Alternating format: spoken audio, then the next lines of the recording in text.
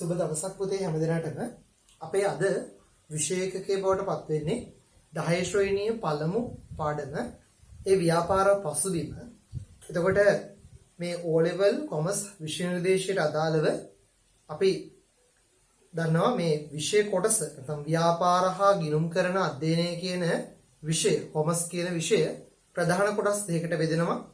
එකක් ව්‍යාපාර අධ්‍යයනයේ විෂය කොටස්, අනිත් පැත්තෙන් පුතේ ගිණුම් කරන අධ්‍යයනය විෂය කොටස්. එතකොට ව්‍යාපාර අධ්‍යයනයේ විෂය කොටස් සහ ගිණුම් කරන අධ්‍යයනය කියන විෂය කොටස් කියන කොටස් දෙකෙන් ව්‍යාපාර හා ගිණුම් කරන අධ්‍යයනය කියන විෂය ගොඩනැගිලා තියෙනවා. ඒ විෂය නිර්දේශයේදී 10 ශ්‍රේණියේ ව්‍යාපාර අධ්‍යයනය කියන විෂය කොටසට අදාළව ප්‍රධාන පාඩම් තුනක් තියෙනවා. ඒ ව්‍යාපාර පසුබිම, ව්‍යාපාර පරිසරය සහ ව්‍යාපාර සංවිධාන කියන ප්‍රධාන විෂය ඒකකයන් තුන. එතනින් අපි අද දවසේ සාකච්ඡා කරන්නේ පළමු විෂය ඒකකය ඒ ව්‍යාපාර පසුබිම කියන විෂය ඒකකේ. ව්‍යාපාර පසුබිම අපි බලමු මොකද්ද මේ බිස්නස් බෑග්ග්‍රවුන්ඩ් නැත්නම් ව්‍යාපාරයක පසුබිම කියන විෂය ඒකකය හරහා අපි සාකච්ඡා කරන්න බලාපොරොත්තු වෙන්නේ කියලා. පොදුවේ මේ ව්‍යාපාර අධ්‍යයනය කියන විෂය හදාරන අපි හැමෝම දැනගන්න ඕන පළවෙනිම කරුණ තමයි පුතේ ව්‍යාපාරයක් කියන්නේ මොකක්ද කියලා දේ. මොකක්ද ඇත්තටම මේ ව්‍යාපාරයක් කියලා කියන්නේ? ව්‍යාපාරයක් කියලා කියන්නේ. දැන් අපි සමාජය තුළ මොනතරම් ව්‍යාපාර සංවිධාන දකිනවනේ නේද? අපි පාරක ගියත් නේද? අපි ටවුන් එකට ගියත් සමහර ලාවට අපි කෝච්චියක යනවා නම් කෝච්චිය ගියත්, බස් එකේ ගියනවා නම් බස් එකක ගියත් මේ ව්‍යාපාර කියන දේවල් පිහි වෙලා තියෙන්නේ නේද? සාමාන්‍ය සිල්ලර වේද ව්‍යාපාර තියෙනවා, කොණ්ඩ කපන තැන් තියෙනවා, විසුතුරු භාණ්ඩ අලෙවි කරන තැන් තියෙනවා, ගුව භාණ්ඩ අලෙවි කරන තැන් තියෙනවා, ඊළඟට විදුලි උපකරණ අලෙවි කරන තැන් තියෙනවා, මෝටර රථ අලෙවි කරන තැන් තියෙනවා. මේ හැම දෙයකටම මේ හැම සංවිධානයකටම පොදුවේ අපි කියන්නේ ව්‍යාපාරයක් කියලා. ඒතර ව්‍යාපාරයක් කියන සංකල්පය ගොඩනගෙන්න මූලික වශයෙන් පුතේ වැදගත් වන ප්‍රධාන සංකල්ප දෙකක් තියෙනවා. ඒ තමයි අපි කියනවා අවශ්‍යතා, අනිත් පැත්තෙන් අපි කියනවා පුතේ ඊළඟ සංකල්පය උවමන.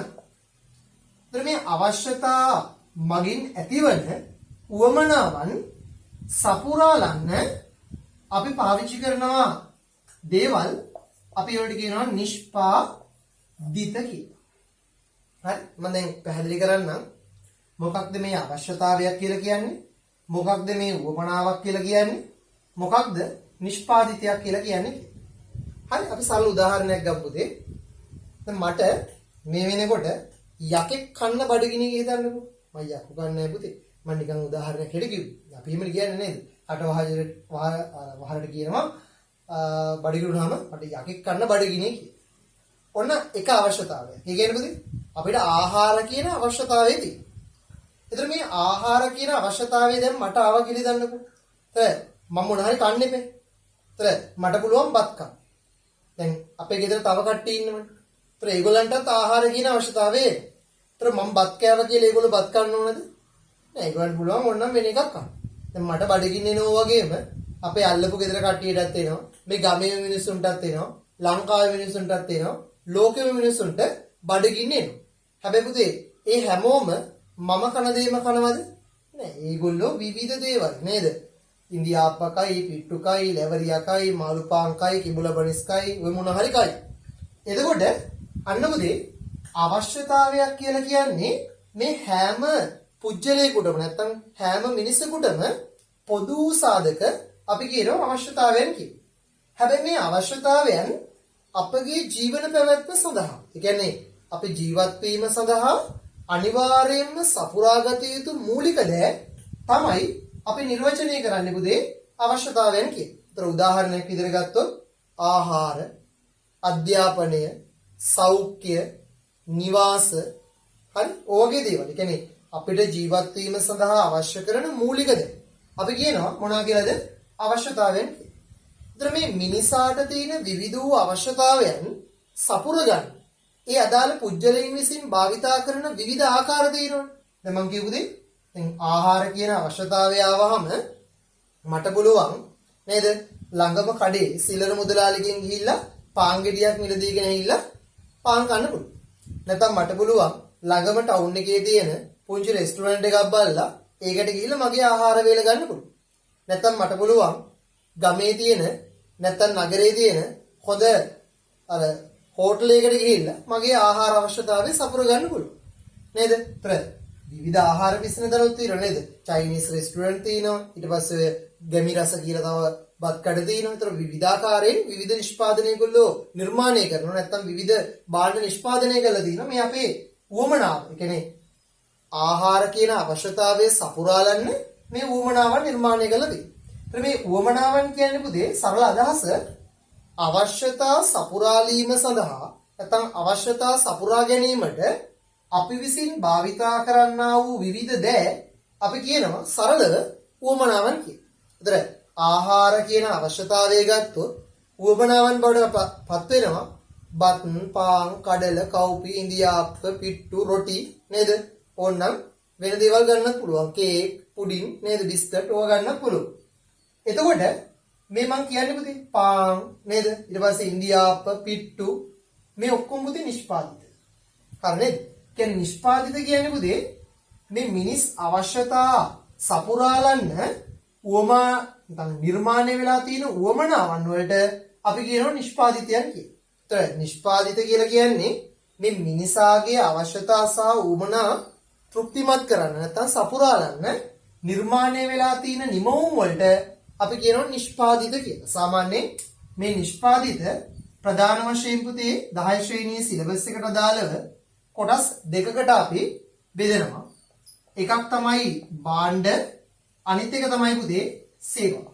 නේද? දැන් ඔයගොල්ලෝ නොදන්න වුණාට ඔයගොල්ලෝ භාණ්ඩත් පරිභෝජනය කරනවා සේවාවනුත් පරිභෝජනය කරනවා. භාණ්ඩ නම් දන්නවනේ නේද? අපි කතා කරේ දැන් පාන්, ඉන්දියාප්ප, පිට්ටු ඔක්කොම භාණ්ඩ. සේවාවන් ගත්තොත් පුතේ බැංකු සේවා තියෙනවා. ඊළඟට දැන් මේ කරන්නේ අධ්‍යාපනයේ එකත් සේවාවක්. ඒතර තියෙනවා අධ්‍යාපන සේවා තියෙනවා. ඊළඟට වෛද්‍ය ශාස්ත්‍රීය සේවාවක් තියෙනවා. ප්‍රවාහන පහසුකම් සපයනතර ප්‍රවාහන සේවාවක් තියෙනවා. අපිට sannivedana පහසුකම් දැන් අපි මේක YouTube එක හරහා බලන්නේ data card එකක් දාගෙන නේද? යම්කිසි පැකේජ් එකක් කරන්නේ මොබිටෙල් හරි නැත්නම් ඩයලොග් හරි මොකක් හරි sannivedana සේවාවන් මාධ්‍යයක් කරහන්. ඒතර සේවා තියෙනවා sannivedana සේවා. ඒතර කොහොම හරි පුතේ මේ ව්‍යාපාරයක් බිහිවීමට බලපාන මූලික සංකල්පයන් තුනක් තියෙනවා. ඒ තමයි අවශ්‍යතා, උවමනා සහ නිෂ්පාදිත. මම සරලව නිර්වචනය කරන්නම් මේ දේවල්. අවශ්‍යතාවයක් කියලා කියන්නේ පුතේ මිනිසා ජීවත් වීම සඳහා සපුරාගත යුතු මූලික දෑ අපි කියනවා මිනිස් අවශ්‍යතාවයන් කියලා. පුතේ උවමනාවන් කියලා කියන්නේ මිනිස් අවශ්‍යතාවයන් සපුරා ගැනීමට අපි විසින් භාවිතා කරන විවිධ දෑ අපි කියනවා උවමනාවන් කියලා. එතකොට මේ මිනිස් අවශ්‍යතා සපුරාලීම සඳහා භාවිතා කරන නිමවුම් වලට අපි කියනවා පුතේ නිෂ්පාදිතයන් කියලා. එතකොට නිෂ්පාදිත ප්‍රධාන වශයෙන් කොටස් දෙකකට බෙදෙනවා. ඒ භාණ්ඩ සහ සේවාවන් විදිහට. එතකොට දැන් අද දවසේ මේ ව්‍යාපාර පසුබිම කියන විෂය එකකයේදී අපි කතා කරන්නේ මුලින්ම ව්‍යාපාරයක් ගැන. ඒතර ව්‍යාපාරයක් කියන සංකල්පය පුතේ අපි නිර්වචනය කරන්නේ සරල අදහස හරි මිනිස් අවශ්‍යතා සහ උවමනා සපුරා ලන ඕනෑම ආර්ථික කටයුත්තක් අපි කියනවා මොකක් කියලාද පුතේ ව්‍යාපාරයක් කියලා. ඒතර සරල අදහස ව්‍යාපාරයක් කියලා කියන්නේ මිනිස් අවශ්‍යතා සහ උවමනා සපුරාලන ඕනෑම ආර්ථික කටයුත්තක්. නේද? දැන් බලන්නකෝ අපි ටවුන් එකට ගියත් ගමට ගියත් යම්කිසි ව්‍යාපාරයක් නිර්මාණය වෙලා තියෙනවා. ඒ ව්‍යාපාරය නිර්මාණය වෙලා තියෙන පුතේ ඒ ගමේ ඉන්න මිනිස්සුන්ගේ නැත්නම් ඒ ප්‍රදේශයේ නගරයේ ඉන්න මිනිස්සුන්ගේ යම් අවශ්‍යතාවයක් සපුරාලීම සඳහා නේද? ඒතර හැම ව්‍යාපාරයක්ම යම්කිසි දෙයක් තමන්ගේ පාරිභෝගිකයින් වෙනුවෙන්, ඒ කියන්නේ පුදේ අපි වෙනුවෙන් ඒ ව්‍යාපාරිකයා විසින් සපයන. ඒතර එතනදී සමහර ව්‍යාපාරිකයෝ ඉන්නවා නවෝත්පාදනය වෙච්ච ව්‍යාපාරිකයෝ. ඒ කියන්නේ පුදේ නූතන අදහස් වලට ගැලපෙමින් ව්‍යාපාර කටයුතු වෙළඳපොලේ සිදුවන වෙනස් වීම් හඳුනගෙන ඊට දාලව වෙනස් කරමින් ව්‍යාපාරයේ සිදු කරන පුජ්‍යලයන් ඉන්නවා. අපි ඒගොල්ලන්ට කියනවා පුතේ තාර්කික ව්‍යාපාරිකයන් කියලා. නැත්නම් අපි කියනවා හොඳ ව්‍යවසායකයෝ කියලා. අපි ඉස්සරහට කතා කරනවා කවුද මේ ව්‍යවසායකයා කියන්නේ කියලා. ඒ වගේම අර පරණ න්‍යාය නැත්නම් අර අපි කියන්නේ පරණ පුරුදු අතාරින්න බැරි සාම්ප්‍රදායික විදිහට මේ සාම්ප්‍රදායිකත්වය නරකයි කියනෝ නෙමෙයි. සමහරව ඉන්නේ කිසි දෙයක් තේරුම් ගන්න.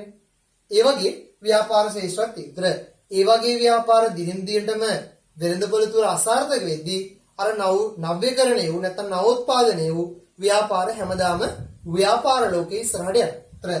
අනාගතයේදී අද මේ විශේෂකේ පටන් ගන්න ඕගොල්ලෝ හොඳ ව්‍යාපාරිකයෝ වෙයි. හැමතිස්සෙම මතක තියාගන්න වෙළඳපොළට අවශ්‍ය වෙන්නේ පාරිභෝගිකයින්ට අවශ්‍ය කරන දේවල් අපි හඳුර ගන්න ඕන. පාරිභෝගික අවශ්‍යතා අපි හඳුර ගන්න ඕන. පාරිභෝගික උවමනාවන් ඒ අනුවයි අපි ව්‍යාපාරයක් කරන්න ඕන.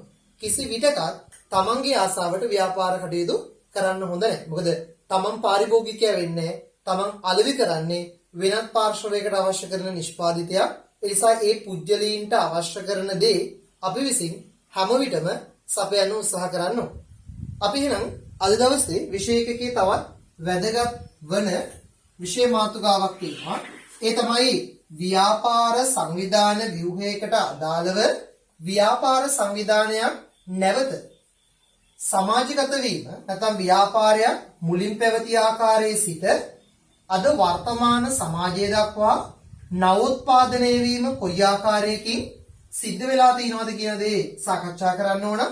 අපි එහෙනම් සාකච්ඡා කරමු දේ අලුත් මාතෘකාවක්. ඒ තමයි ව්‍යාපාර විකාශය. ව්‍යාපාර විකාශය. හරි. පුතේ සාමාන්‍යයෙන් අපි දන්නවා ව්‍යාපාරයක් මුලින්ම නිර්මාණය වෙලා තියෙන්නේ ස්වයං නිෂ්පාදනයක් විදිහට. ඒ කියන්නේ ස්වයං පාරිභෝජනය සඳහා, ඒ කියන්නේ තමන්ගේ පාරිභෝජන අවශ්‍යතාවයන් සඳහා තමාට අවශ්‍ය කරන නිෂ්පාදිත තමා විසින්ම නිපදවා ගැනීම තැන ඉඳලා තමයි මේ ව්‍යාපාර විකාශනයේ මුල් අදියරේ විදිහට අපි හඳුනා ගැනීම කරන්නේ. ඒතර තමන් විසින් තමන්ට පුළුවන් දේ උපරිම මට්ටමින් නිෂ්පාදනය කරනකොට එයා ගාව අතිරික්තයක් එනවා. දැන් අපි අදටත් දන්නවනේ නේද? අපිට යම්කිසි ශ්‍රේෂ්ඨයක් පිළිබඳව මනා පළපුරුද්දක් තියෙනවා නම් ඒ අදාළ කාර්යය සිදු කරන්න වැඩි වෙලාවක් ගත වෙන්නේ නැහැනේ. අපිට ඒක ටක් ගාලා කරන්න පුළුවන් වෙනත් පුජ්‍යලයකට වඩා.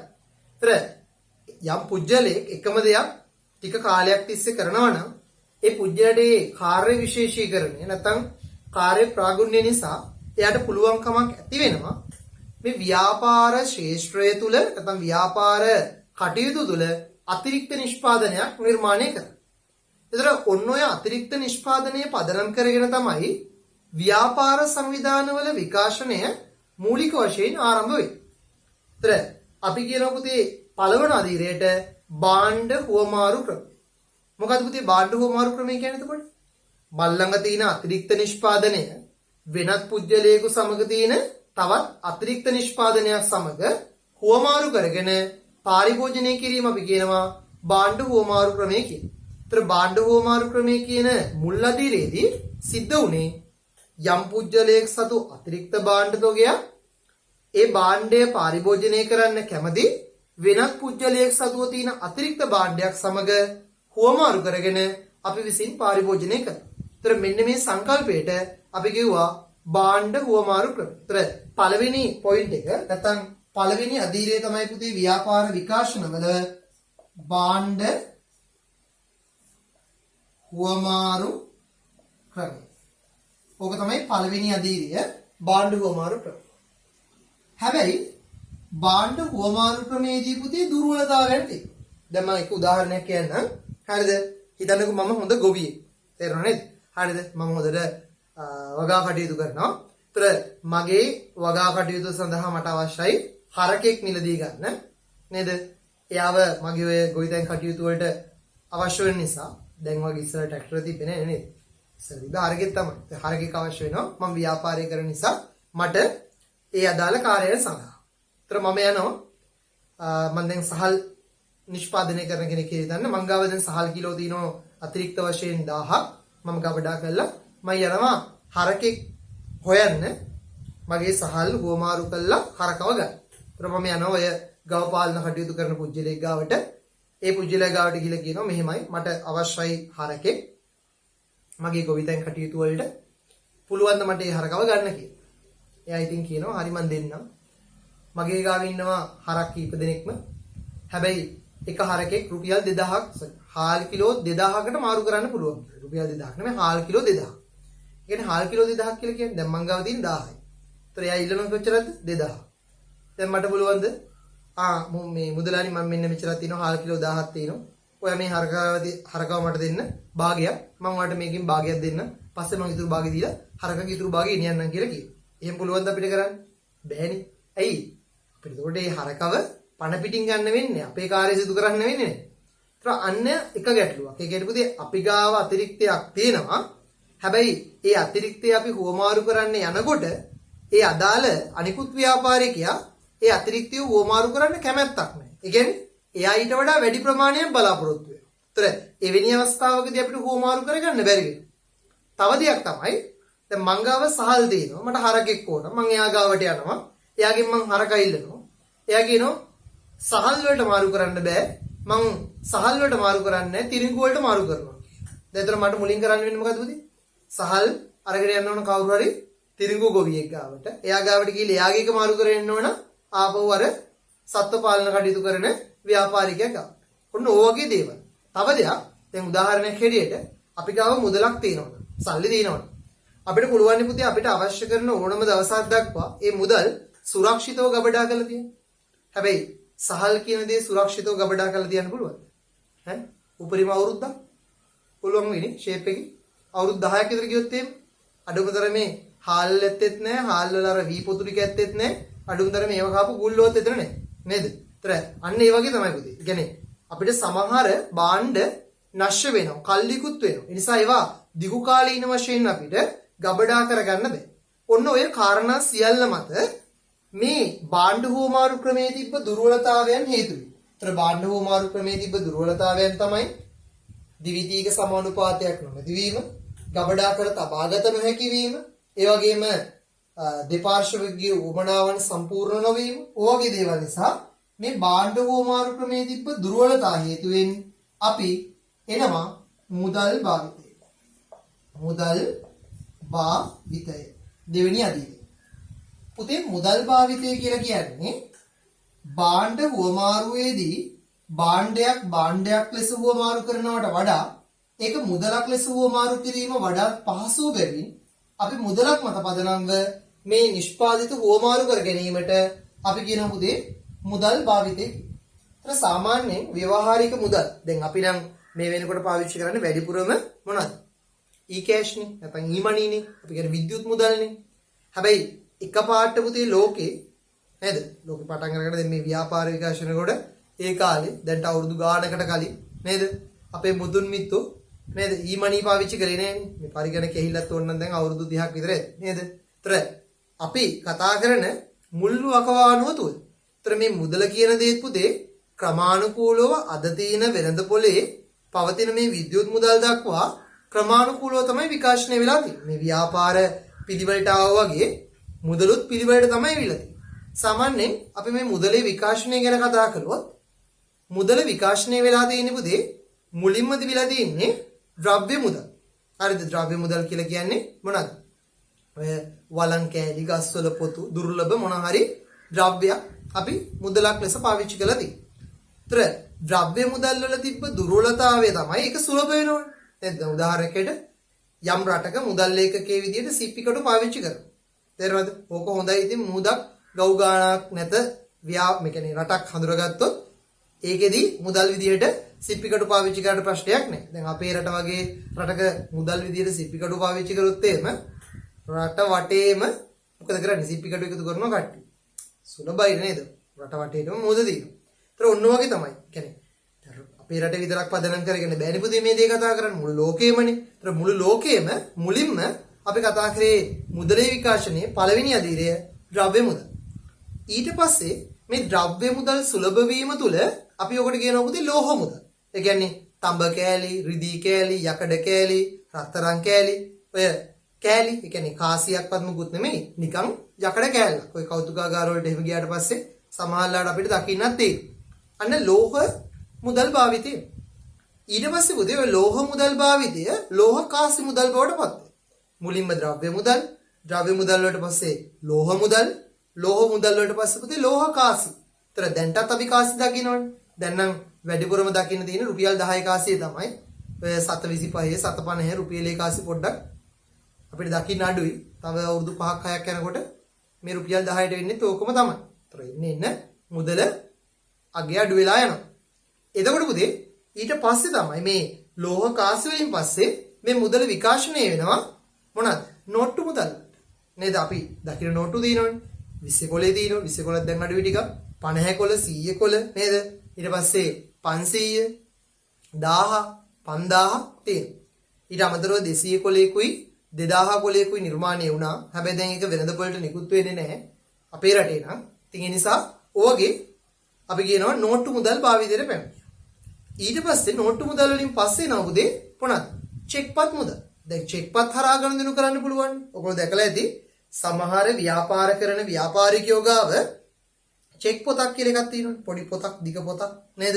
ඒකට තමයි චෙක් පොත කියන්නේ. ඒ කියන්නේ බැංකු ගිණුමක තියෙන මුදල් ඒගොල්ලෝ මේ පොත පාවිච්චි කරලා යම් යම් දේවල් සඳහා ගෙවීම් කිරීමට භාවිතා කරනවා. අපි ඒවට කියන මොනවා කියලාද? චෙක්පත් මුදල්. ඊට පස්සේ තමයි පුතේ විකාශනය වෙලා තියෙන දැන් මේ අද වර්තමානයේ ජනප්‍රිය මුදල් ඒකකයේ වෙන විද්‍යුත් මුදල් වලට. ඒතර මේ විද්‍යුත් මුදල් දක්වා ව්‍යාපාර මුදල් විකාශනයක් තියෙනවා. අතර මම පිළිවෙලින් මේ අදියර ටික කියන්නම්. ඔයාලට චුට්ටක් නෝට් කරගන්න ඕන නම් නෝට් කරගන්න. පළවෙනියට තිබ්බේ ද්‍රව්‍ය මුදල්. ඊට පස්සේ තිබ්බේ ලෝහ මුදල්. ඊට පස්සේ තිබ්බේ ලෝහ කාසි. ඊට පස්සේ නෝට්ටු.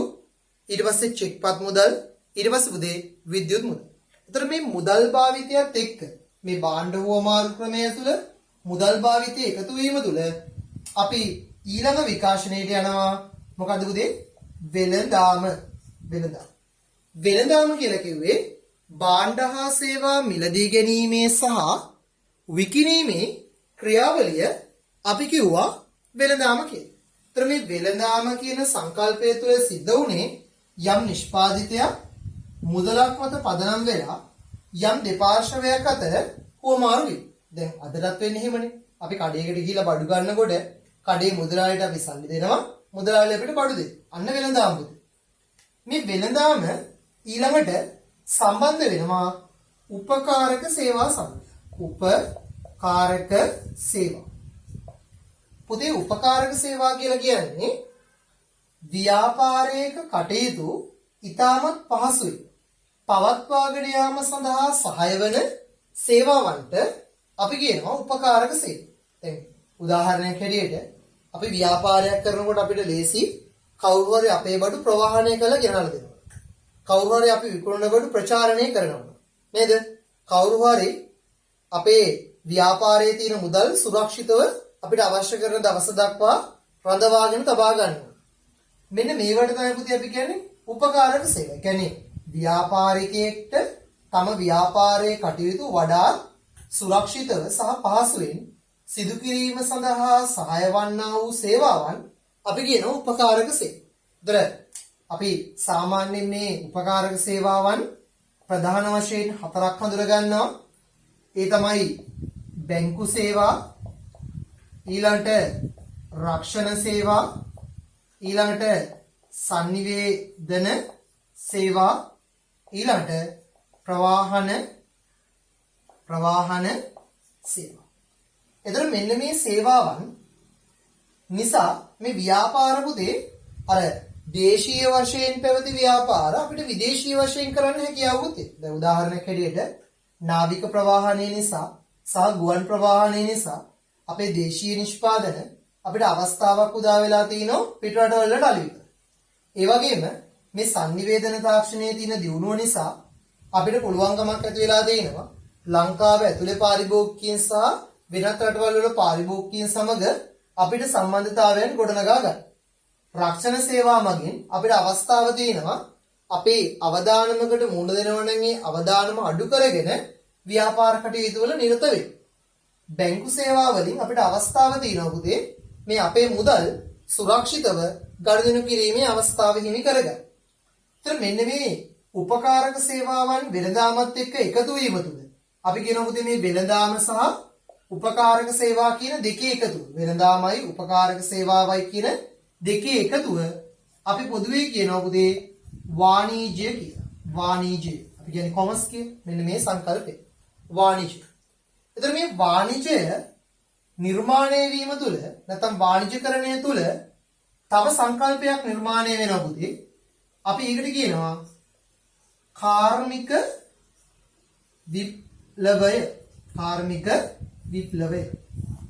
මොකද පුතේ කාර්මික විප්ලවය කියන්නේ නිකන් පොළොවේ අදහසක් ගොඩනගෙන ඇදින සමහර විට කාර්මික විප්ලවය කිව්වට පස්සේ මොකක් හරි විප්ලවයක් තමයි කියන්නේ. දැන් මේ දවස්වල ওই විප්ලව සිද්ධ වෙනවා මේ කොරෝනා ඇස්සේ. මම දැක්ක ওই වීඩියෝස් එහෙම තියෙනවා ඉන්ටර්නෙට් එකේ ෂෙයා කළා නේද? ඊශ්‍රායලයේ සහ පලස්තීන ගැටුමක් එක්ක නේද? ඒකත් විප්ලවයක් නේද? අපේ රටේ දේශපාලන විප්ලවත් ගොඩක් වෙලාවට සිද්ධ වෙනවා. ඒව නෙමෙයි මේ කතා කරන්නේ. හොඳේ පුතේ? මේ කතා කරන්නේ මෙන්න මේව සංකල්පය. දැන් මංගාව දිනවනේ මේ පෑන.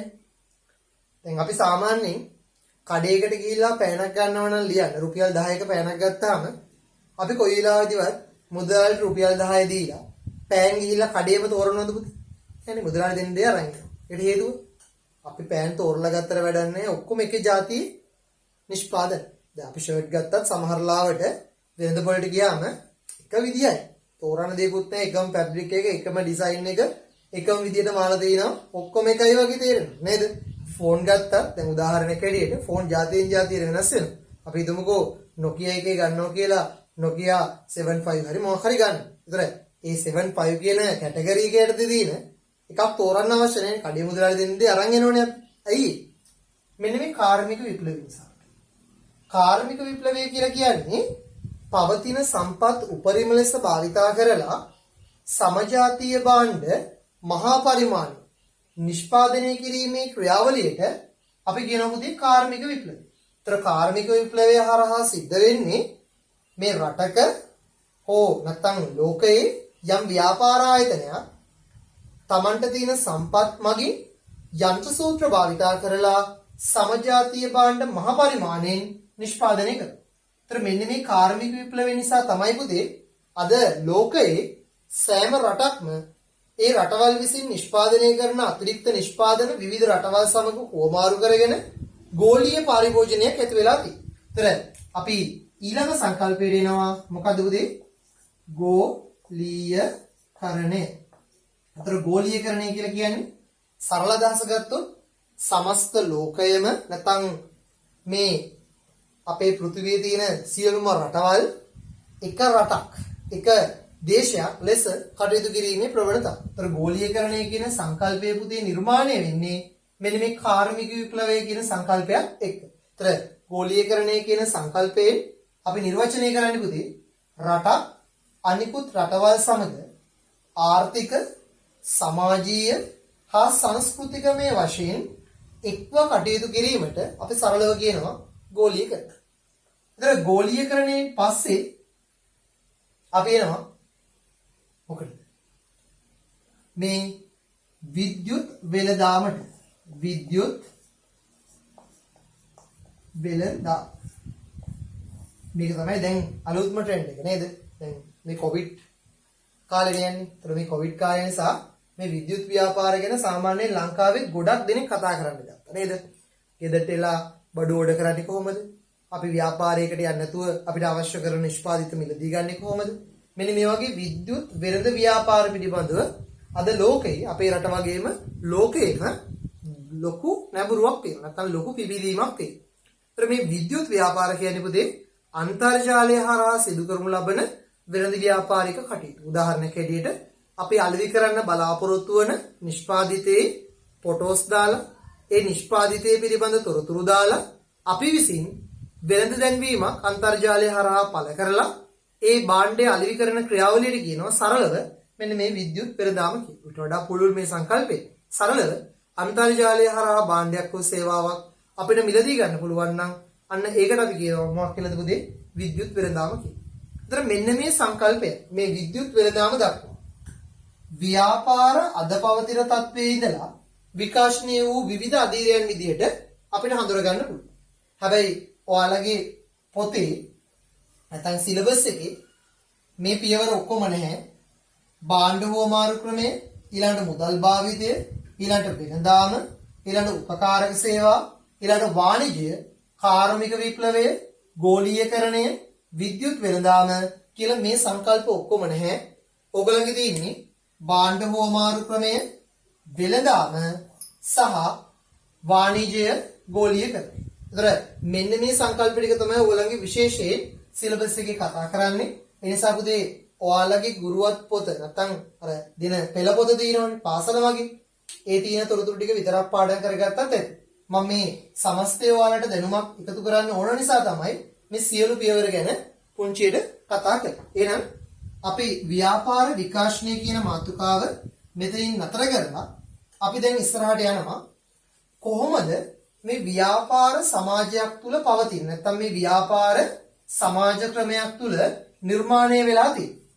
මම ඔයිට කලින් ඔයාලට කිව්වා නිෂ්පාදිත කියලා කියන්නේ මිනිස් අවශ්‍යතා සහ උවමනා සපුරාලීමට අපි විසින් නිර්මාණය කරනු ලබන නිර්මාණයන්ට නැත්නම් නිමවුම් වලට අපි කියව නිෂ්පාදිත කියලා. ඒතර මතක තියාගන්න පුතේ මේ අපේ සමාජ ක්‍රමය තුල පවතින ව්‍යාපාර ප්‍රධාන කොටස් දෙකකට බෙදෙනවා. ඒ තමයි පුතේ භාණ්ඩ නැත්නම් නිෂ්පාදිත වෙළඳ ව්‍යාපාර. අනිත් එක තමයි පුතේ සේවා ව්‍යාපාර. ඒ වගේම මේ ව්‍යාපාර සංවිධාන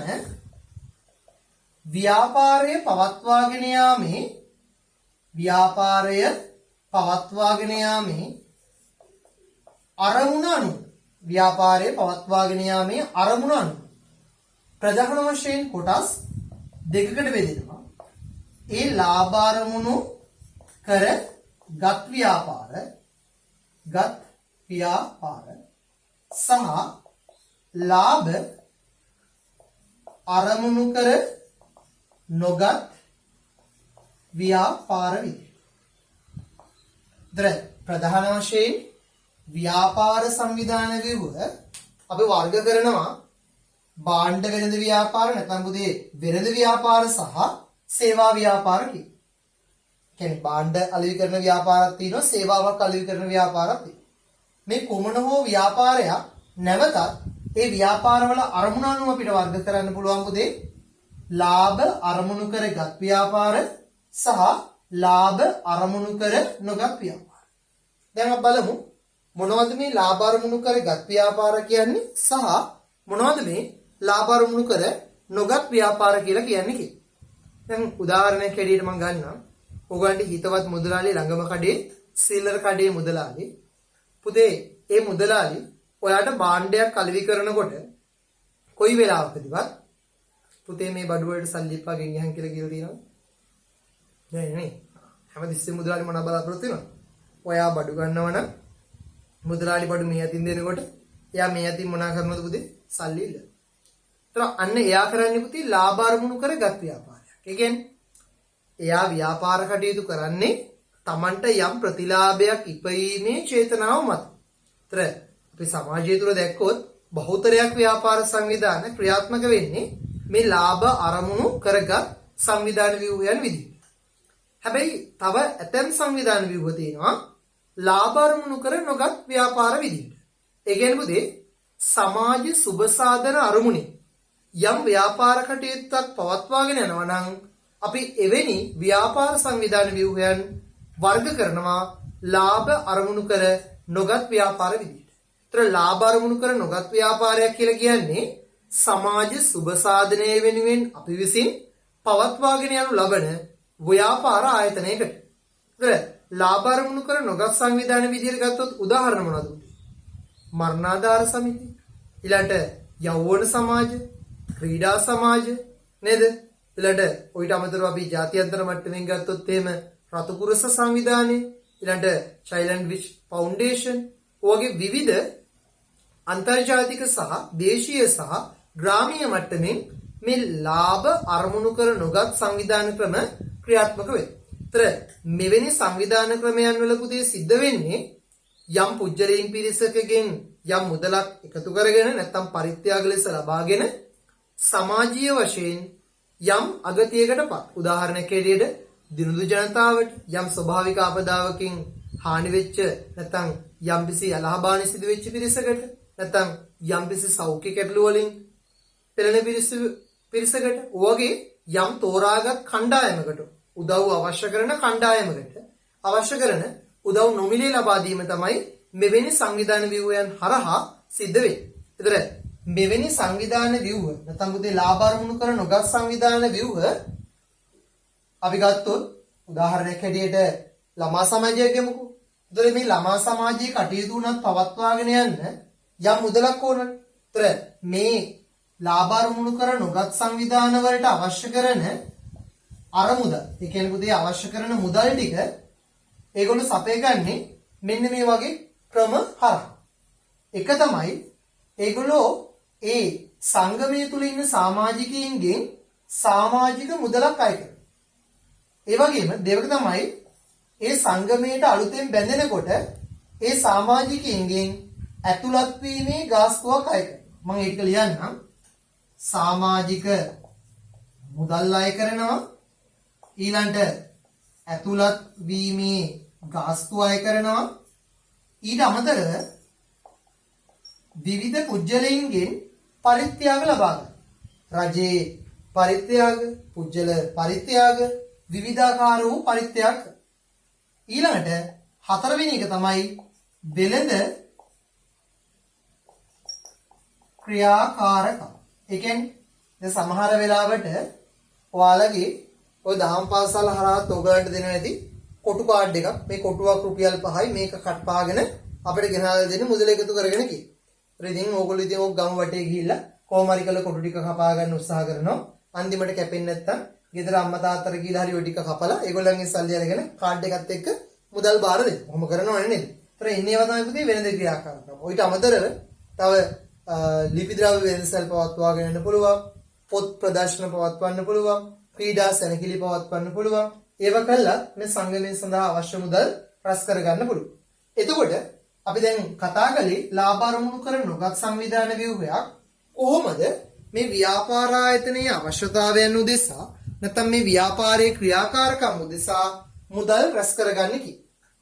ඊළඟට අපි තව පුංචි වැදගත් මාතෘකාවකට යනවා. ඒ තමයි සාමාන්‍යයෙන් මේ විභාග ප්‍රශ්නයක් විදිහට ගත්තත් ජනප්‍රිය තැනක්. ඔයාලගේ පාසල් වාර විභාග ගත්තොත් හැම වාර විභාගයකටම සාමාන්‍යයෙන් එනම ප්‍රශ්නයක් විදිහට දාන්න පුළුවන් ප්‍රශ්නයක්. ඒ තමයි අපි ඉස්සෙල්ලා කතා කරපු මිනිස් අවශ්‍යතා සහ උවමනාවන් කියන සංකල්ප දෙක අතර පුතේ මූලික වෙනස්කම්. ඒතර අපි දැන් කතා කරන්නේ මිනිස් අවශ්‍යතා සහ මිනිස් උවමනා අතර පවතින මූලික වෙනස්කම්. සාමාන්‍ය පුතේ පළවෙනි කාරණාව තමයි අවශ්‍යතාවයන් ගත්තොත් අවශ්‍යතා සීමිතයි. ඒ කියන්නේ ඕනම පුජ්‍යලයකට තියෙන සීමිත වූ අවශ්‍යතාවයන් ප්‍රමාණය. හැබැයි උවමනා ගත්තොත් ඒක පුතේ අසීමිතයි. දැන් උදාහරණයක් හැටියට ආහාර කියන අවශ්‍යතාවය හැමෝටම පොදුයිනේ. හැබැයි ආහාර කියන අවශ්‍යතාවය සපුර ගන්න ආකාර විවිධයි පුතේ නේද? බත්, පාන්, කඩල, කව්පි, මුං ඇට, පිට්ටු, රොටි, ඔයිට අමතරව තව ඕන හැම් බේකන්, චීස්, පුඩින් නේද? ඔයිට අමතරව නැත්තම් ටොපි චොකලට්, විස්කෝතුවක් කාලේ ඉන්නත් පුළුවන්. ඒතර අන්න පුතේ මේ අවශ්‍යතාවයන් වලට සාපේක්ෂව ව්‍යාපාරික උවමනාවන් අසීමිත වෙයි. දැන් අපි ඇඳුම් පැළඳුම් කියන අවශ්‍යතාවය ගත්තා නේද? සාරි, හැට්ට, කලිසම් නේද?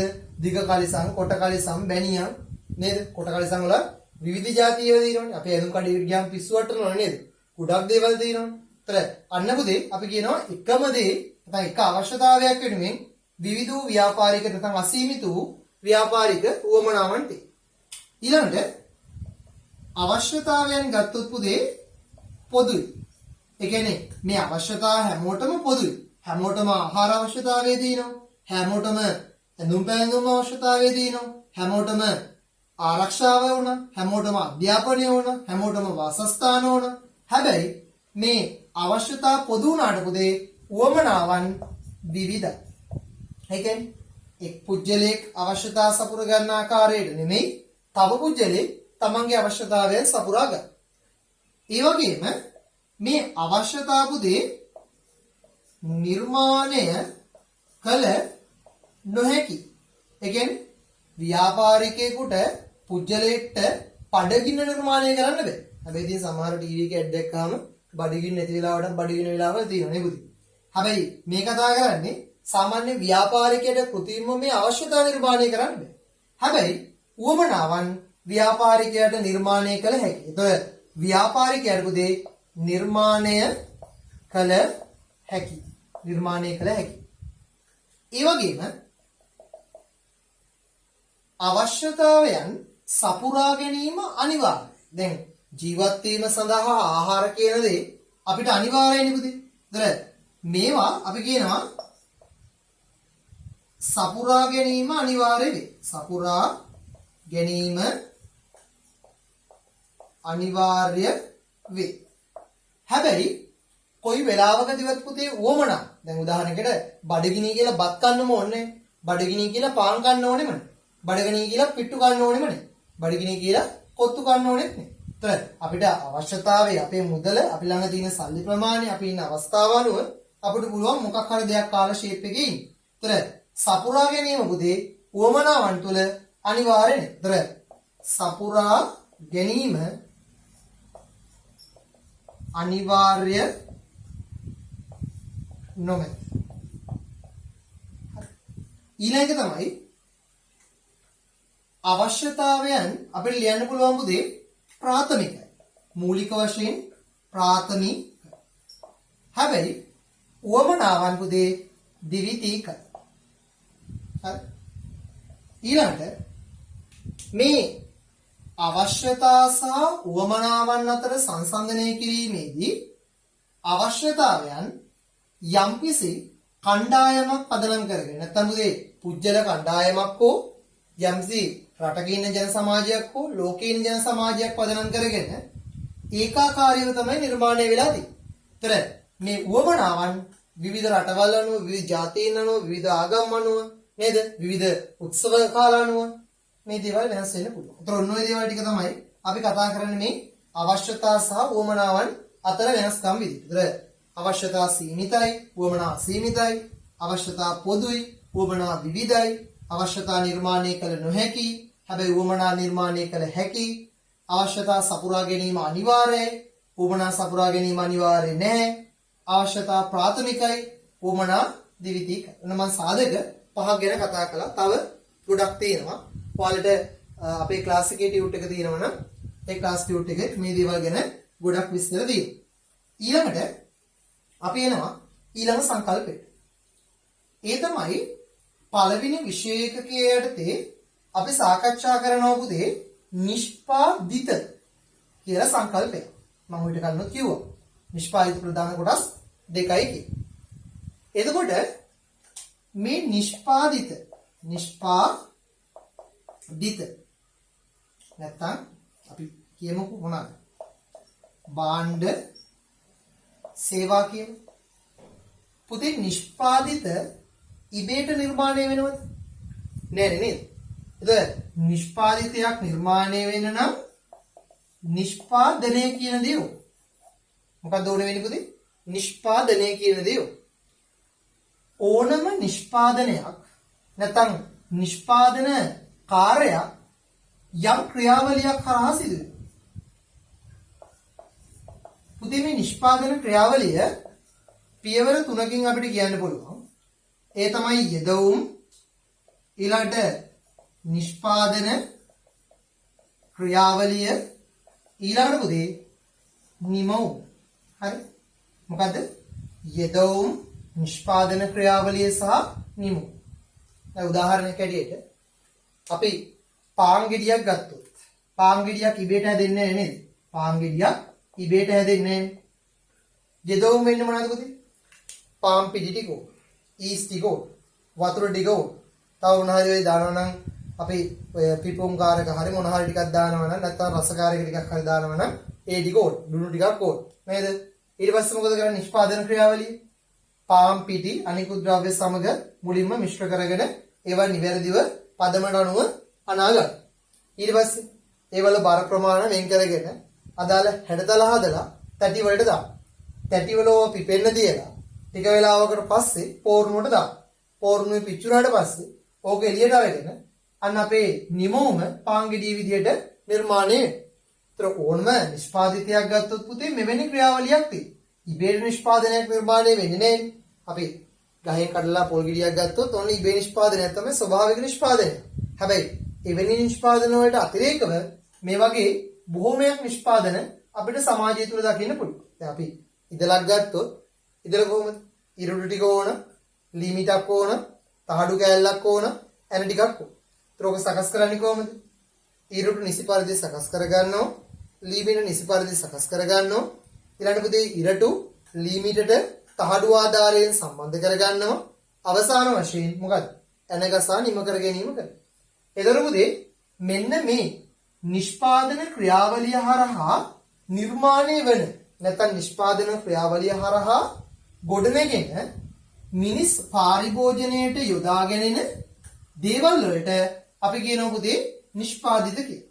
ඒතර මේ නිෂ්පාදිත ප්‍රධාන වශයෙන් කොටස් දෙකයි. ඒ තමයි භාණ්ඩ හා සේවා.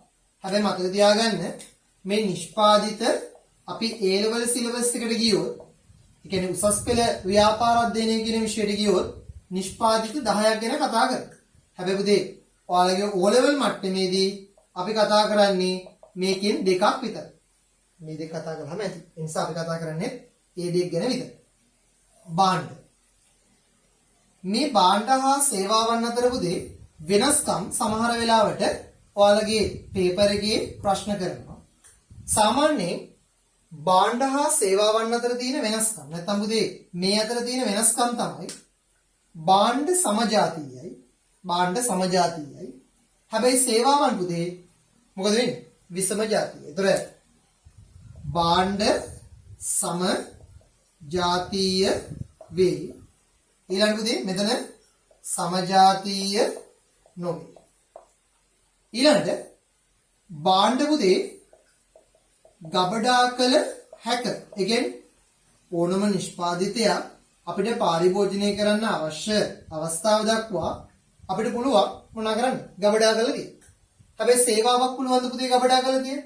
දැන් අපිට උණක් හෙම්බිරිස්සාවක් හැදුනාම හරිද? බෙහෙත් ගන්න කියලා ડોක්ටර් කෙනෙක්ව ගබඩා කරලා තියෙන්න. එහෙම පුළුවන්ද? බැහැ නේද? අපි මේ අවස්ථාවේ මේ පුජ්‍යලේ ගාවට ගිහිල්ලා අපේ තියෙන ලෙඩේ කියලා බෙහෙත් ටික ගන්න වෙනවා. ඒතර අපි කියන පුතේ සේවාවක් ගබඩා කළ නොහැක. ඊළඟ පුතේ මේ භාණ්ඩයක් සපයන්නාගෙන් වෙන් කළ හැක. ඒ කියන්නේ භාණ්ඩයක් සපයන පුජ්‍යලයාගෙන් දැන් උදාහරණයක් ඇටියට කඩේ මුදලාලිගෙන් කොකාකෝලා බෝතලේ වෙන් කරලා අපිට වෙලදී ගන්න පුළුවන්. කියන්නේ නිෂ්පාදිතයක් පුතේ නැත්නම් භාණ්ඩයක් අපිට පුළුවන් ඒ සපයන පුජ්‍යලයාගෙන් මුදලක් ගෙවලා එයාගෙන් වෙන් කරලා මිලදී ගන්න. හැබැයි සේවාව පුතේ සප යන්නාගෙන් වෙන් කළ නොහැක. දැන් ගුරුවරයෙක් උගන්වන දේ ගුරුවරගෙන් වෙන් කරලා ගන්න බෑ. වෛද්‍යවරයෙක්ගේ සේවාව වෛද්‍යවරයාගෙන් වෙන් කරලා ගන්න බෑ. ඒතර මෙන්න පුතේ සේවාවන් අපි කියනවා ඒ අදාළ සපයන්නාගෙන් මොකක්ද දෙන්නේ? වෙන් කරලා ගන්න බෑ. හරිද? නැත්තම් මේ භාණ්ඩ වලට අපිට තව මේ සමජාතීය කියන එක ලියන්න පුළුවන්.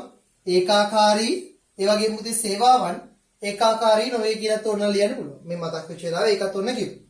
තව අපි එකක් කතා කරමු. සේවාවන් සහ භාණ්ඩ අතර වෙනස්කම් විදිහට භාණ්ඩ පුතේ හරිද?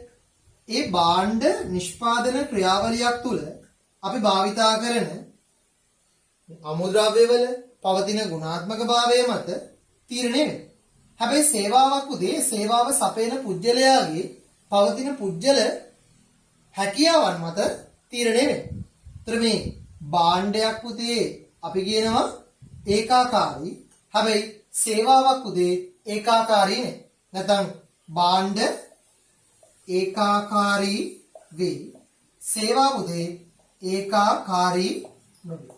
තේරුණාද? දැන් උදාහරණයක් හැටියට කාත් එක්ක හරි වලියක් ගිහිලා දින වෙලාවට දොස්තර කෙනෙක් ගාවට ගිහිලා බෙහෙත් ගන්නකොට ඒ පුජ්‍යල වැඩි කතා කරන්නේ නැහැ. උඹ ගැන තමයි ඉන්නේ. හැබැයි ඉතින් එයාගේ ඔය ප්‍රශ්න ඇති වෙලාව පාගියොත් වාගේ ආගිය මුල් ගිය ඔක්කොම තොරතුරු ටික අහලා එයා වට බෙහෙත් ටික දීලා යනවා. එහෙම වෙලාවල ඔය අත්දැකීම දෙති. නේද? අර පුජ්‍යලයා උපතේ නිෂ්පාදිතය වගේ නෙමෙයි. ඒ අදාළ පුජ්‍යල සාධක මත එයාට තියෙන සිටුේෂන් එකත් එක්ක එයා මොනවා වෙනවද? පොඩි වෙනස්කමකට භාජනය වෙනවා. ඒතර භාණ්ඩයක් හා සේවාවක් අතර ප්‍රධාන වෙනස්කම් ටික ඔයාලගේ විභාගෙට ගොඩක් වැදගත් වෙනවා. ගොඩක් වැදගත් වෙන මාතෘකාවක්. ඒ නිසා ඒ ගැන හොඳ අවබෝධයක් ඕගලන්ට තිබිය යුතුම වෙයි. මම මේක අපිට ඊළඟට තියෙන විෂය කොටසට අපි යමු උදේ. ඊළඟ මාතෘකාව තමයි මේ ව්‍යාපාර පසුබිම කියන විෂයකයේ ව්‍යාපාර සංවිධානයක් පිළිබඳව තොරතුරු භාවිතා කරන පාර්ශවයන් ඉන්නවා. අපි ඒගොල්ලන්ට කියනවා ඇල්ම ඇටි පාර්ශව කියලා. දැන් උදාහරණයක් හැටියට අපි උඹගමුකෝ. දැන් අපි ගැන උනන්දුවක් දක්වන පාර්ශවයන් දෙකක් ඉන්නවනේ. මොකක්ද? අපි ගැන උනන්දුවක් දක්වන පාර්ශව දෙක නෙමෙයි ගොඩක් ඉන්නවා වගේ තේරෙනවද? නෑනේ. ප්‍රධාන පාර්ශව දෙකකට ගත හැකියි. කවුද පුතේ පාර්ශව දෙක? එකක් අපේ ගෙදර. නේද? අපේ තාත්තා අම්මා අයියලා අක්කලා නංගිලා මල්ලිලා මේ අභ්‍යන්තර කට්ටිය නැත්නම් අපේ ගෙදර කට්ටිය පවුලේ කට්ටිය අපි ගැන හොයනවා. අපි මොනවද කරන්නේ? අපි කරන දේවල් වල හොඳ නරක මොනවද? ඒ දේවල් ගැන හොයනවා.